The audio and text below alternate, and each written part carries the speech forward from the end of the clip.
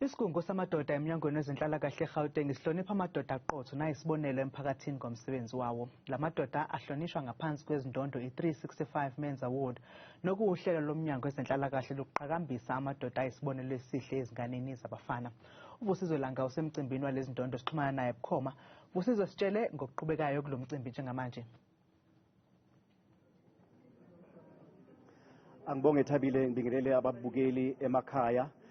Indimbane zabantu zibuthene lapha eParktown eGoli lapho kuqhubeka khona ke umcimbi weindondo zokuhlonipha ke amadoda aqotho, amadoda ayisibonelo emphakathini, namadoda ayisibonelo kakhulukazi ke einganeni zabafana.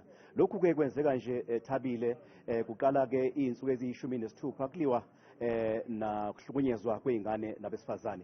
Njengamanje ke sizokwemukela owengamele ezenhlalakahle eGauteng nokuwona mnyango owengamele lolu hlelo umama uMbali Hlophe. MEC, asibingele sikwamukele ohlelweni endabeni zethu. 365 Men's Awards aqale kanjani, nizizwa ninjani ngeresponse ne-turnout yabantu abazoba ingxenye yalolu hlelo oluhlangana?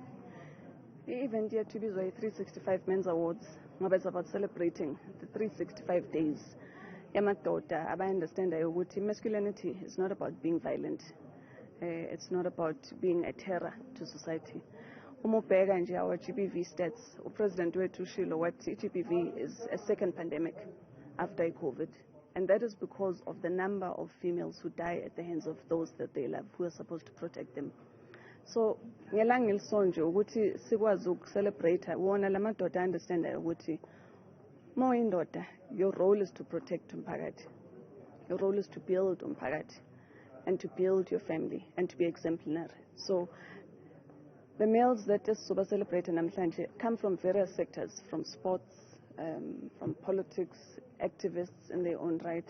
Abaningi babo nje, people who we can say ukuthi these are real individuals who, no matter what, accent yokuthi they go out bazo pretender ukuthi they one thing and then in the house ngoba siyazi ukuthi bakhona abaningi abenza kanjalo, who pretend to be one thing but in the house they terrorize abafazi babo nabantwana. So laba, these are individuals who 365 days of the year are what you see and what you get.